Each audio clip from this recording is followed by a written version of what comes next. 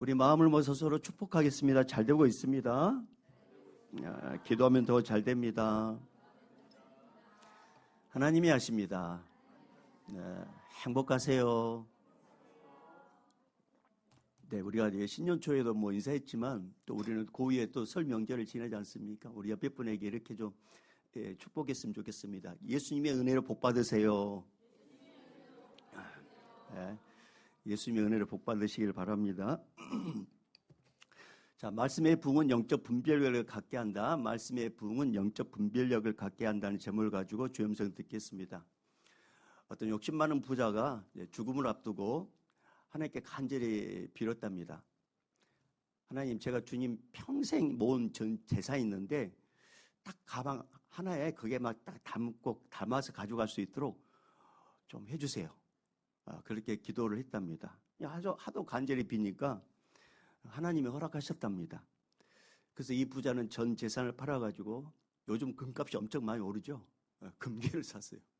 금괴를 사가지고 가방에 가득 채워가지고 이제 천국문에 도착을 했습니다.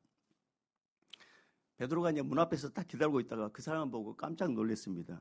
아니, 천국 아무것도 가지고 못 오는데 어떻게 가방을 들고 갔어요?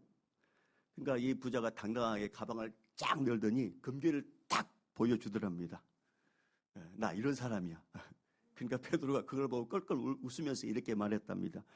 아니, 왜 하필 천국 길바닥에 쓰는 이 재료를 가지고 왔어요? 이런 말을 했답니다. 다시 말하면 천국에는 금이 흔해 빠진 거죠. 이 땅에서는 귀하지만. 무슨 말인지 이해가 안 됐었어요? 그렇군요. 제가 이 전달력이 부족해요. 여러분, 우리 이 땅에서 인간이 소중하게 여기는 것들이 하나님 나라에서는 그저 길바닥의 포장 재료와 같이 흔하디 흔한 게 바로 하나님의 나라라는 거죠. 근데 여러분, 이 땅에서도 하나님 나라에서도 가장 소중한 게 뭔지 아세요? 예수 그리스도십니다. 그리고 예수를 믿는 믿음이에요. 예수를 믿는 믿음. 오늘 그 예수님을 여러분 꼭 만나기를 바라요. 누가복음 12장에 보면 아주 유명한 부자 이야기가 나옵니다. 이 부자는 농사가 아주 잘 돼가지고 고민에 빠졌어요. 이거 곡간이 좁아가지고 안 되겠는걸? 이걸 헐고 좀 새로 크게 짓자. 그리고 곧바로 공사에 들어갑니다. 그리고 곡간을 크게 짓습니다. 그리고 그 곡간에 이제 곡식을 가득 넣고 나서 속삭입니다. 자기 스스로. 내 영혼아, 이제 물건이 가득 쌓였으니까 평생 먹고 마시고 즐기자. 이 부자의 계획은 완벽했습니다. 요즘 말로 말하면 은퇴 설계를 끝내주게 잘한 것 같아요. 근데 하나님이 이 부자의 말을 들으시고 뭐라 하신 줄 아세요? 어리석은 자라고 이야기합니다. 어리석은 자야, 오늘 밤에 내 영혼을 도로 찾으리니 그러면 내 준비한 것이 누구의 것이 되겠느냐, 이렇게 반문해요. 어리석은 자야, 네가 그렇게 애착을 갖고 있는 것, 네가 그렇게 애조인지 그렇게 소중하게 여긴 것, 네 영혼을 데리고 가버리면 그게 누구 것이 되겠느냐, 이렇게 물어봅니다. 여러분, 왜 하나님은 이 사람을 보고 어리석다고 이야기했을까요? 이 부자는 세상 창고에 쌓아두는 법은 배웠지만 영혼이 썩지 않을 하늘나라 창고에 대해서는 관심이 없었어요. 이 부자는 세상 창고를 넓히는 일에는 힘과 열정을 쏟았지만 영원한 하나님 나라에 대해서는 관심 1도 없었습니다. 이 어리석은 부자는 자기 자신의 미래와 자기 자신의 생명은 자신의 노력 여하에 따라서 달라진다고 생각했어요. 이제 뭔가 창고에 가득 채워놓으니까 이제 내 미래는 평안해. 자기의 내일과 자기의 생명은 자기의 노력 여하에 따라서 달려있다고 생각했어요. 근데 주님이 뭐라고 해요? 아니다. 너의 미래와 네 생명은 주인은 따로 있다. 그 주인을 누구라고 이야기하냐면 여호와 하나님이시다, 이렇게 말씀합니다. 여러분, 우리도 다르지 않아요? 어리석은 인간을 향해 예수님은 단호하게 말씀하셨어요. 생명의 주인은 네가 아니라 예수님이시다. 하나님이 생명의 주인이다. 차갑지만 분명하게 말씀하셨어요. 그렇습니다. 우리의 주인은 따로 계셔요. 우리는 우리 것이 아니라 우리를 창조하신 하나님이 우리 인생의 주인입니다. 우리 인생의 주인. 여러분이 믿든지 안 믿든지 그건 변하지 않아요. 이 세상의 모든 피조물을 하나님이 만드셨어요. 인간도 마찬가지입니다. 특별히 하나님께서 인간을 만드셨을 때는 분명한 목적이 있었어요. 이사야 43장 21절에 이 백성은 내가 나를 위하여 지었나니, 하나님께서 말씀하신가요? 너희들은 나를 위해서 지었어. 무엇 때문에? 나를 찬송하게 하려 함이니라. 주님은 우리 입을 통해서 하나님 하셨습니다, 하나님 영광 돌립니다, 이렇게 찬양하기를 원하는데 이 한 입에서 단물과 쓴물이 나온다고 말씀하셨어요. 하나님을 찬양해야 될 내 입에서 어디서 그런 저주가 나오는지 몰라요. 깜짝 놀라요. 저도 내 자신을 보더라도. 내 입에서 하나님을 찬양해야 되는데, 하나님은 그런 목적으로 나를 이 땅에 보내셨는데 내 입에서 찬양 대신에 저주가 나가요. 미움이 나가고 욕이 나가고. 이 모든 피조물들은 전능히 하나님만을 사랑해야 되는데, 하나님을 높이도록 만들었는데 그 중에 인간이 가장 먼저 변질합니다. 하나님 말씀에 불순종으로 변질해요.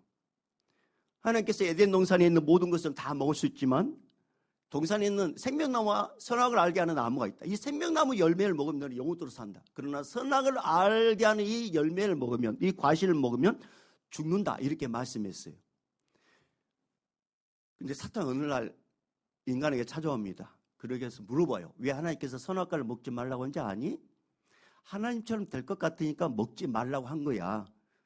그러면서 선악과에 대해서 관심을 갖게 해요. 하와가 사탄의 말을 듣고 선악과를 바라봐요. 근데 성경에 뭐라고 기록됐냐면 먹음직도 하고 보암직도 하고 지혜롭게 할 만큼 탐스럽게 보였다, 그렇게 말씀하고 있어요.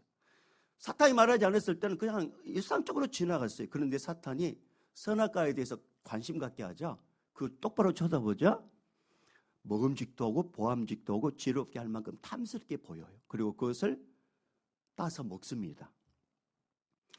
인간은 선악과에 능력이 있는 줄 알고 선악과를 따서 먹었어요. 이걸 먹으면 내가 하나님처럼 될 거라고 생각했어요. 근데 여러분, 선악과에 능력이 있는 게 아니라 하나님은 이걸 보고 싶었어요. 하나님의 말씀을 순종하느냐 불순종하느냐, 이걸 보고 싶었어요. 이걸. 선악과에 능력이 있는 게 아니었어요. 하나님의 말씀을 순종하느냐 순종하지 않느냐. 그래서 선악과를 다 먹습니다. 불순종합니다. 이 제약으로 인해 인간은 영적으로 죽고 육적으로도 죽는 존재가 됐어요.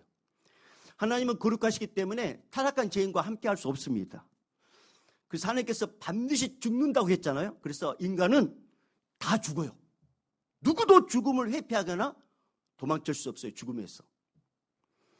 하나님의 영이 떠난 인간은 영적으로 죽었습니다. 영적으로 이제 주인이 이제 떠나가 버렸어요. 그래서 누가 주인 노릇하게 됐냐면 이 인간을 죄짓게 만드는 사탄이 인간의 주인으로 와가지고 인간을 종 부리듯이 부립니다. 사탄은 자기가 타락시킨 인간을 통해서 이 세상을 사탄이 원하는 세상으로 만들어요.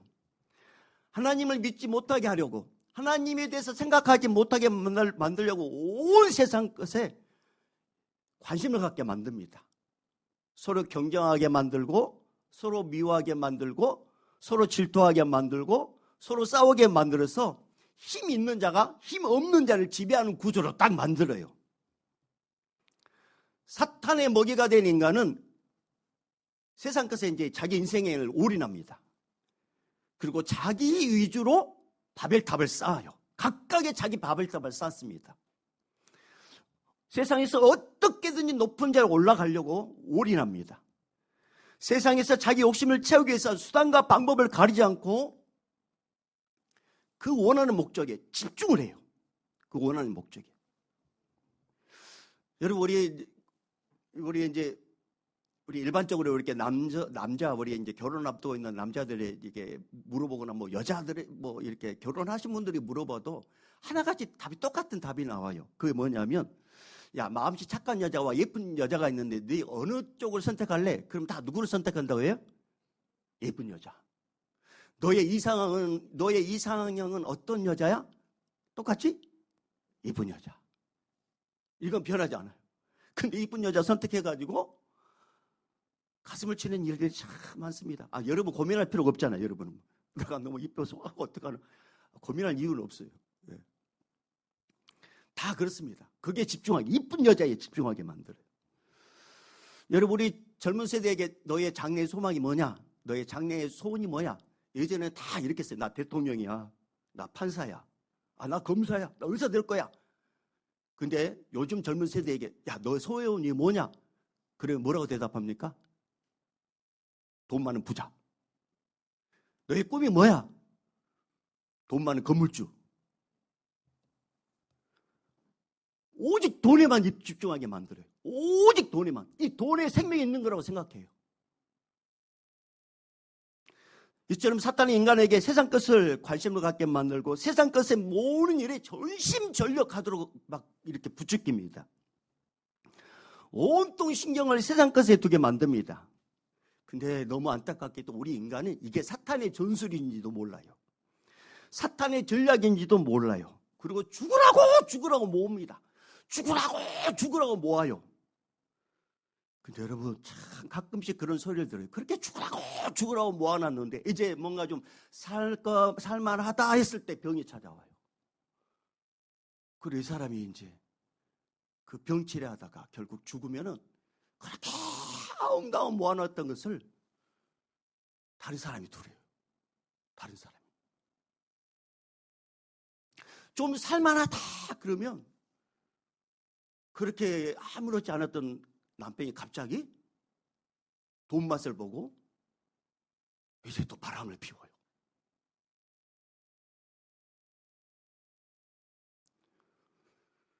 뭔가 좀 세상 것을 뭔가 모아가지고 뭔가 살만하다 하면 그것을 온전하게 누리지 못하게 합니다. 여러분 부잣집에 가면은 특징이 있어요. 높은 담을 쌓아놓고 거기에다가 뭘 달아놔요? CCTV를 달아놔요. 스스로 감옥을 만드는 거죠. 스스로.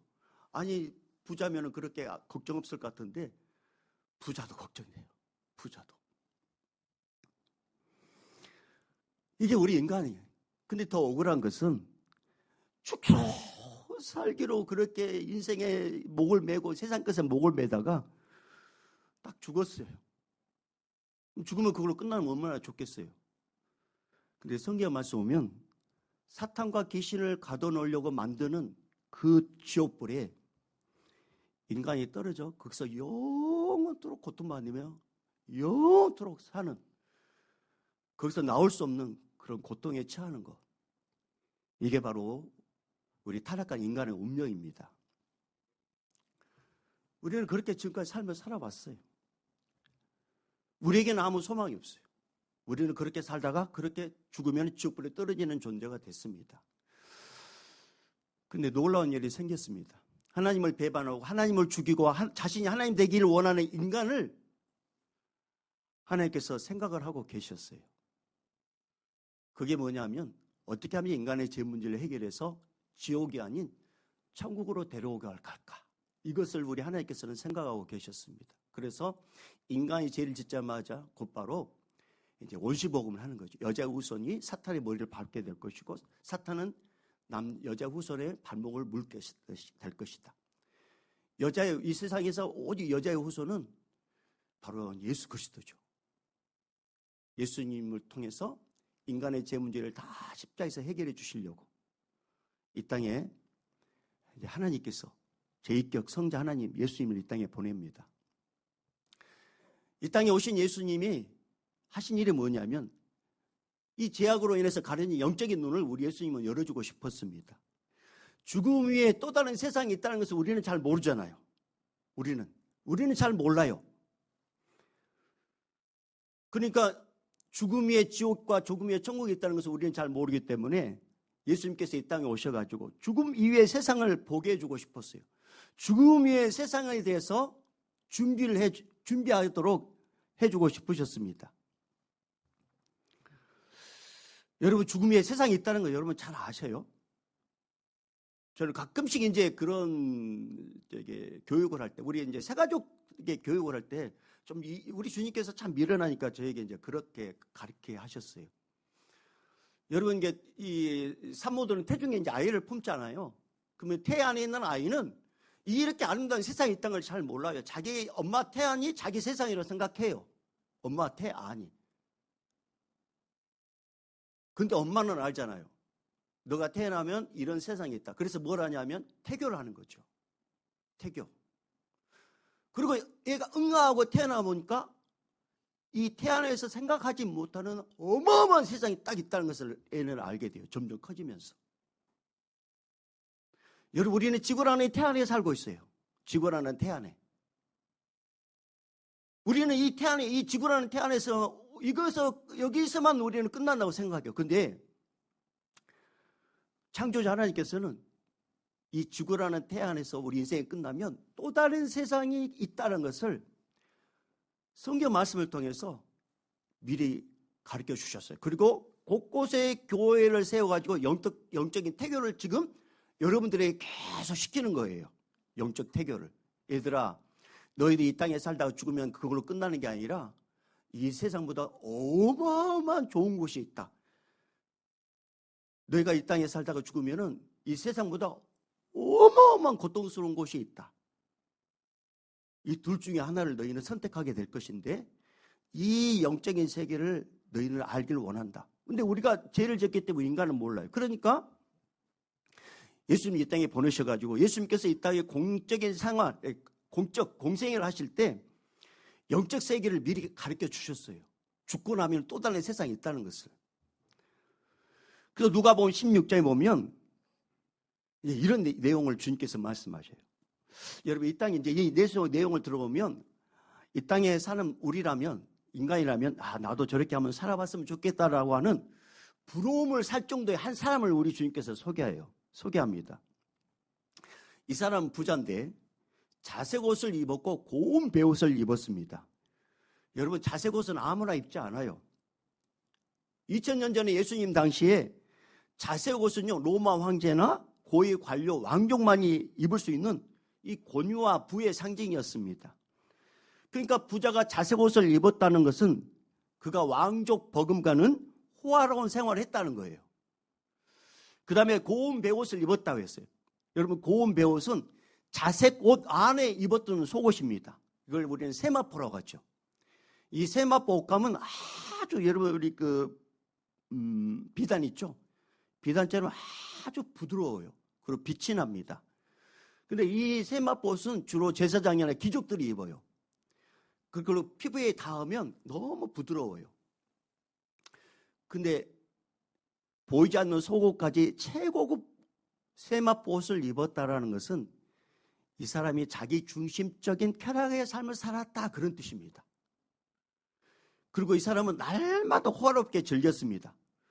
여러분 보통 사람은 이렇게 생일이라든가 이번 설 명절이나 추석 명절 때 한 번씩 모여가지고 이렇게 잔치를 하거나 또 이렇게 서로 음식을 나누잖아요. 그것도 못한 사람도 있잖아요. 근데 이 부자는 365일 내내 파티를 열었습니다. 가장 비싼 음식에, 가장 화려한 장식에, 초대받은 사람들이 잔치자리에 앉아가지고 다 먹는 것을 높은 자리에서 보도록 자기는 높은 자리에 딱 두고 거기서 쳐다보면서 맛있게 먹는 것을 즐기면서 가만히 봤어요. 그러면서 누가 고운 마음을 표시하잖아요. 그러면은 이 부자는 이렇게 특징이었습니다. 딱 이렇게 두고 그쪽에서 뭔가 음식을 먹으면서 감사합니다. 잘 먹겠습니다. 고개를 숙이면 이 부자는 먹으라고. 나도 먹겠다고.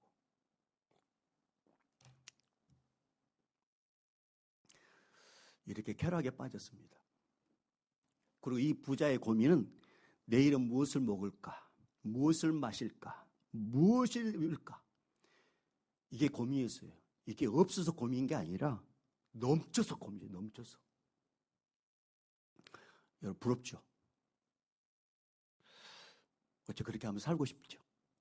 돈 걱정 없이 유명 브랜드 옷을 입고 최고급 호텔 요리사 셰프를 초대해가지고 날마다 이렇게 파티. 그렇게 살고 싶지 않으세요? 아이고, 우리 분들 여기면 다 거룩하신 분이구나. 아이고. 예수님은 이 부자만을 소개하지 않습니다. 또 한 사람을 소개해요. 이 사람 부잣집 대문에 버려진 채 누워있는 사람입니다. 이 사람의 이름은 나사로예요. 나사로는 히브리어로 엘리아살의 헬라 표기가 나사로예요. 그러면 엘리아살이라는 이 히브리어 원뜻은 뭐냐? 그러니까 나사로의 원뜻은 뭐냐? 하나님이 도우시는 자라는 그런 뜻이에요. 나사로가. 근데 예수님은 이 나사로를 이렇게 소개합니다. 거지, 온몸에 상처가 나 있는 사람, 버려진 존재, 부자의 상에서 나온 음식물 찌꺼기로 사는 존재, 심지어 몸을 쓸 수 없어서 상처난 몸에서 진물이 나도 닦을 만한 힘이 없거나 닦을 만한 몸이 온전하게 이렇게 건강하지 못한 자, 우리식으로 말하면 상거지. 근데 성경 보면 이 나사로는 그의 이름처럼 하나님이 도우시는 자, 그의 이름처럼 오직 하나님만을 유일한 도움으로 삼고 비록 음식물 쓰레기로 배를 채우지만 매일매일 먹을 수 있었음에 감사했습니다. 왜 그러느냐? 왜 그걸 알 수 있느냐? 여러분, 이 사람이 하나님을 알지 못하고 자기 자신을 비참하게 여기고 환경을 비참하게 여기고 그리고 자기 자신의 처지를 비관했다면 일반적으로 사람들은 이런 특징이 나옵니다. 이 세상 나 혼자 죽기 싫어. 그러면서 너 죽고 나 죽자. 그러면서 경멸의 대상, 나는 못 사는데 저 사람은 잘 살아. 경멸의 대상을 향하여 아무 죄도 짓지 않은 그 부자를 향하여 경멸적으로 바라봅니다. 그러면서 어떻게 했냐? 에이, 어차피 죽을 몸, 너도 죽어. 그러면서 불을 확 던져가지고 불도 낼 수 있고 너 죽고 나 죽자. 어떤 식으로든지 생을 마무리했을 거예요. 그런데 이 나사로는 그러지 않았습니다. 생명의 주관자는 하나님이라는 사실을 알았어요. 그리고 주어진 상황과 환경과 처지를 그냥 믿음으로 받아들였습니다. 예수님의 이 두 사람의 비교를 딱 끝내면 얼마나 좋겠어요. 이 두 사람의 삶을 이렇게 비교하고 나서 끝내지 않습니다. 이 두 사람에게 이제 죽음이 찾아옵니다. 예수님은 죽음 너머에 완전히 뒤바뀐 세상을 이제 보여줘요. 여기서 이제 카메라를 포커스를 이제 죽음 위에 세상으로 딱 포커스를 딱 이렇게 돌립니다. 부자도 죽었고 나사로도 죽었습니다. 나사로는 아브라함의 품에 들어갔다라고 표현하고 있어요. 여러분, 유대인들에게 아브라함의 품은 의인들이 죽어서 가는 안식처, 천국을 의미해요. 반면에 부자도 죽었습니다. 여러분, 부자든지 가난하든지 다 죽어요. 다 죽어. 그걸 지금 보여주는 거예요. 자, 근데 부자는 어디로 갔을까요? 누가복음 16장 23절에 말씀 보니까 그가 음부에서 고통 중에 이렇게 기록됐어요. 음부를 어디를 가리키느냐? 지옥을 가리킵니다. 지옥불에 떨어진 이 전직 부자는 아브라함, 하나님을 보고 이렇게 이야기해요. 손가락 끝에 물을 좀 이렇게 적셔가지고 내 혀에 좀 물 한 방울에 좋으니 내 혀에 좀 적셔주세요. 여기는 너무너무 뜨거운 곳입니다. 여러분, 지옥에 불못이 있다는 거 지금 말했으면 죽었어요. 그때 하나님께서 아브라함을 통해서 이렇게 이야기해요. 예, 너는 살았을 때 좋은 것을 받았고 나사로는 고난을 받았으니 이것을 기억하라. 이제 그는 여기서 위로를 받고 너는 괴로움을 받는도다. 그러니까 전직 부자는 또 이렇게 부탁을 합니다. 아브라함 하나님이시여, 나사로를 살려서 내 아버지 집에 좀 보내주십시오. 내 아버지 집에는 형제 다섯이 있는데 그들에게 천국과 지옥이 있음을 좀 알려주십시오. 그리고 그들이 이 고통받는 곳에 오지 않도록 저 죽은 나사로를 살려가지고 좀 제발 내 아버지 집에 보내주십시오. 이때 아브라함, 하나님이 이렇게 이야기해요. 애야, 그들에게는 모세와 선지자들이 있으니 그들에게 들을지니라. 여러분, 모세와 선지자, 모세는 뭘 가리키느냐? 예수님은 구약의 성경을, 율법을 가르치지만, 계명을 가르치지만, 이 모세는 우리가 갖고 있는 이 성경책을 말해요. 성경책. 그리고 선지자는 누구를 가리키느냐? 하나님의 말씀을 대언하는 목회자, 이 시대의 목회자를 가리켜요. 그들에게 들을지니라. 그러니까 전직부자가 아닙니다. 죽은 자가 다시 살아나서 형제들이 가면 내 형제들이 회개하고 돌아올 건 믿습니다. 좀 제발 살려가지고 나사로를 부활시켜 좀 내 형제들에게 가서 좀 이곳에 오지 않도록 해달라고 좀 가주십시오. 그래서 아브라함이 이렇게 합니다. 모세와 선지자에게 듣지 않냐면 죽은 자 가운데서 살아난 자가 있을지라도 그들은 안 믿는다. 순간적으로 뭔가 그래? 감동을 하지만 안 믿는다. 그러면서 대화는 딱 중단됩니다. 우리는 이것을 통해서 알 수 있어요. 지옥에서 아무리 부탁해도 들어주지 않는다는 거. 지옥에서는. 여기 예수님께서 누가복음 16장에 나오는 부자와 거신 나사로를 통해서 현재 살고 있는 우리에게 해주고 싶은 말씀이 뭘까요? 네, 오늘 설교 본문에 나와 있습니다. 자, 우리 다 같이 요한 1서 2장 17절. 자, 우리 다 같이 읽어봅니다. 시작. 지나가되 오직 하나님의 뜻을 행하는 자는 영원히 거하느니라. 아멘. 자, 현대인의 성경은 좀 더 이렇게 설명해 놨어요. 쉽게. 17절을 현대인 성경에 이렇게 기록해 놨어요. 이 세상도 그것에 대한 욕망도 다 지나가지만 하나님의 뜻을 행하는 사람은 영원히 삽니다. 자, 메시지 성경, 유진 피터스에 쓴 메시지 성경은 17절을 좀 더 이렇게 기록해 놨어요.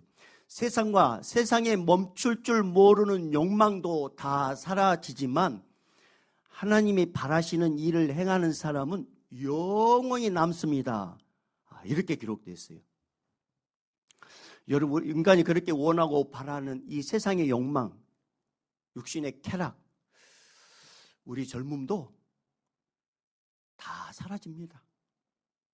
우리 젊은이들이요, 여러분의 부모들도 20대가 있었던 거 아세요?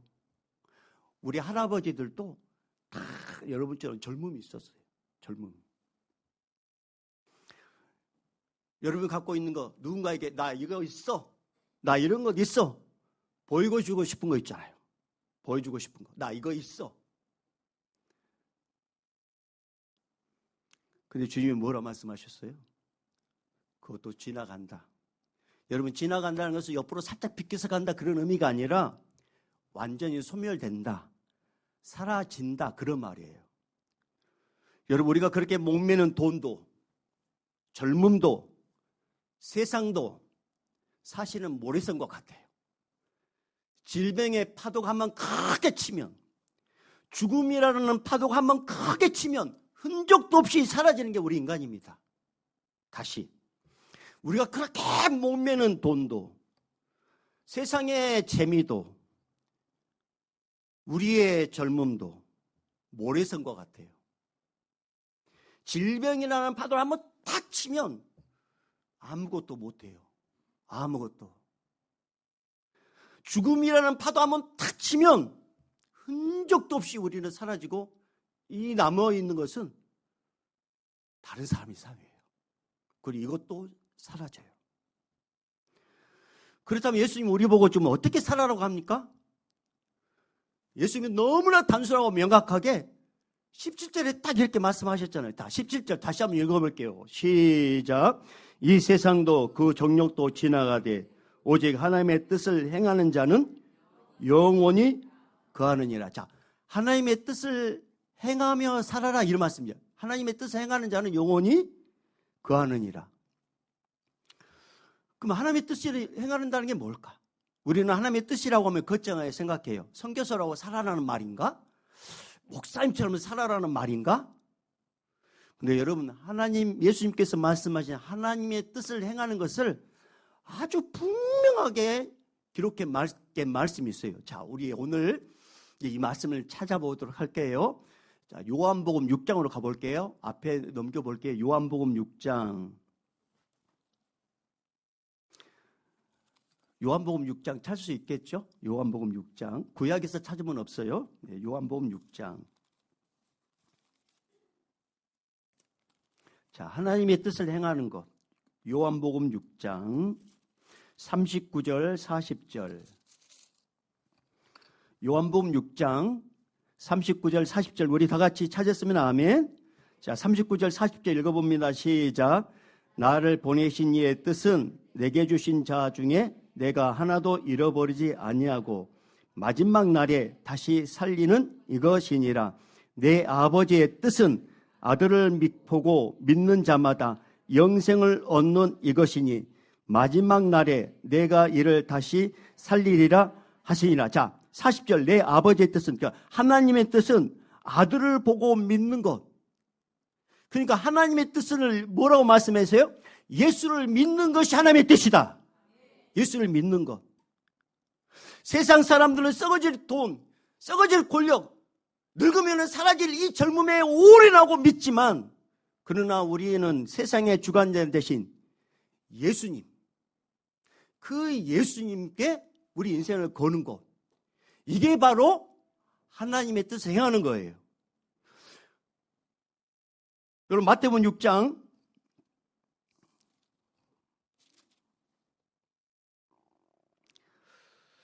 자,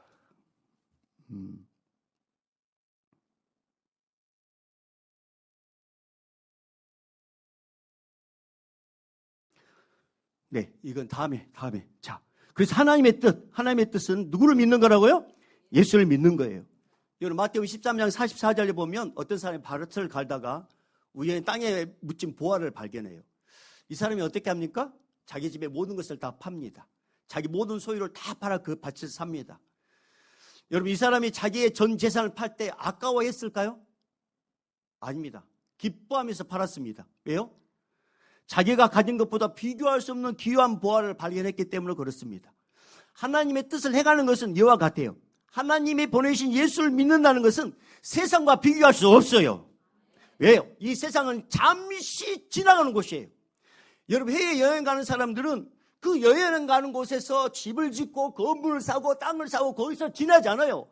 해외 여행 가는 사람은 그냥 쑥 둘러보고 그리고 자기 집으로 와요. 여러분, 우리 인간이 바로 그런 거예요. 우리 인간의 본향은 따로 있어요. 이 세상은 쑥 둘러보고 가는 곳이에요. 우리가 진짜 기다리고 있는 본향이 있어요. 우리의 진짜 고향. 한 곳은 천국이요, 한 곳은 지옥입니다. 인간 둘 중에 반드시 한 곳을 가게 돼요.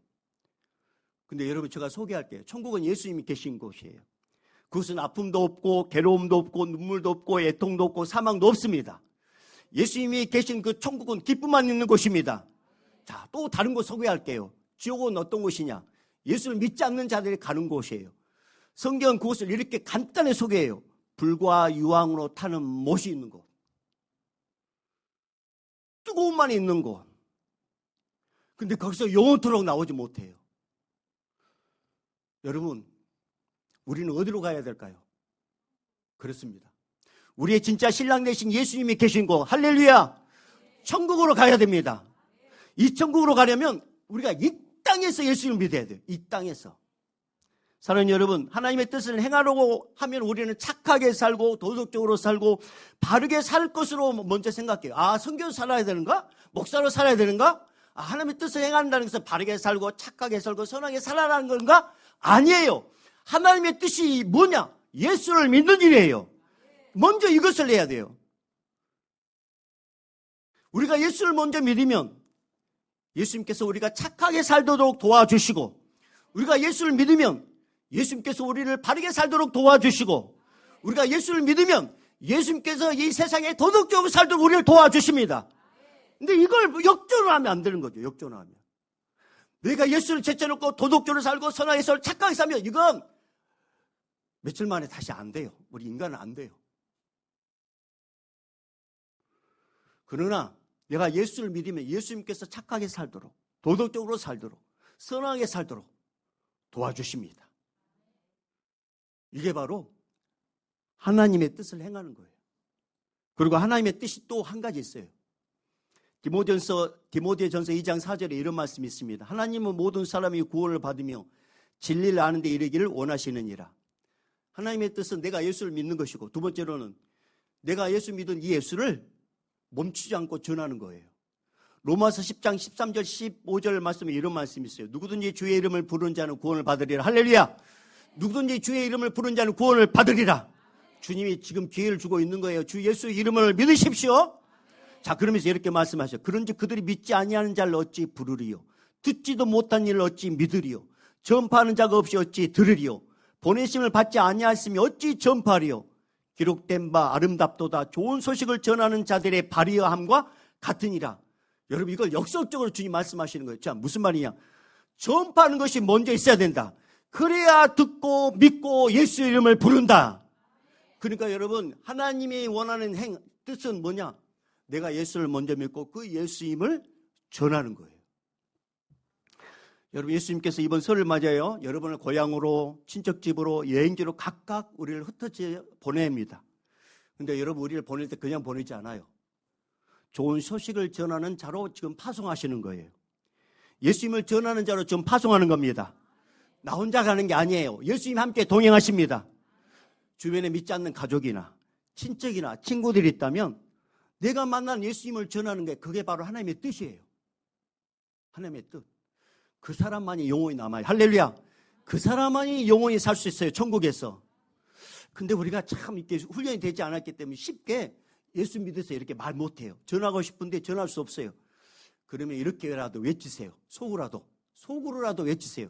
자, 따라합니다. 예수 부흥, 예수 부흥, 예수 부흥.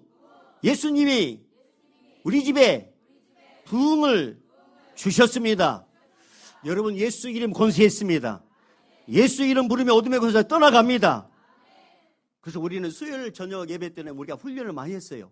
제가 예수 그러면 여러분 부흥, 예수 부흥, 예수 부흥 그러면서 똑같이 예수님이 우리 집에 부흥을 주셨습니다. 이렇게 훈련이 됐어요. 우리가 연습을 해볼게요.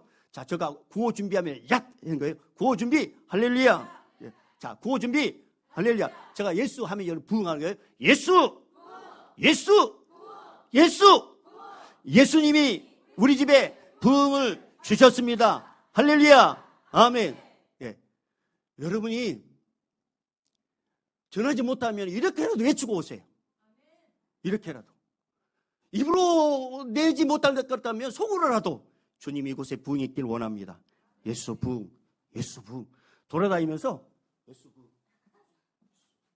이렇게 손으로 하지 말고 그냥. 이렇게. 왜요? 예수 이름 권세 있습니다. 그분은 우리에게 영원한 생명 주신 분이셔요. 마귀 사탄이 가장 두려워하는 이름, 예수 이름. 예수 이름. 그래서 예수 부흥은요, 어마어마한 능력의 선포입니다.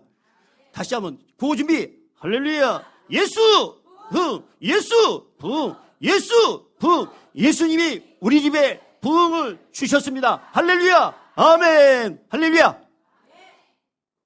이번 설 명절 때 하나님의 뜻인 예수님을 잘 믿으십시다. 우상 앞에 절하지 마십시다. 그리고 예수님과 동행해서 예수 부흥을 외치고 오십시오. 예수님을 전하고 오십시오. 그게 하나님께서 원하신 뜻입니다. 하나님의 뜻을 행하는 거예요. 주님은 이 사람을 귀하게 여기고 천국에서 영원토록 사는 영생의 복을 주십니다. 이 복을 누리는 우리 모두가 되기를 주님 축복합니다. 할렐루야. 이제는 우리 주 예수 그리스도의 은혜와 하나님 아버지의 극진하신 사랑하심과 성령님의 감화 감동 교통 충만하심이 설 명절 가운데 주님이 함께 하심으로 예수 부흥을 외치고 예수님의 놀라운 능력을 경험하기를 원하는 우리 모든 성도들의 그 모든 여정 위에 또 설 연휴를 맞이해서 미래에 흩어져 고향에 있는 우리 믿음의 권속들과 방송으로 예배드리는 우리 믿음의 사람들 머리 위에 이제부터 영원히 있을지어다.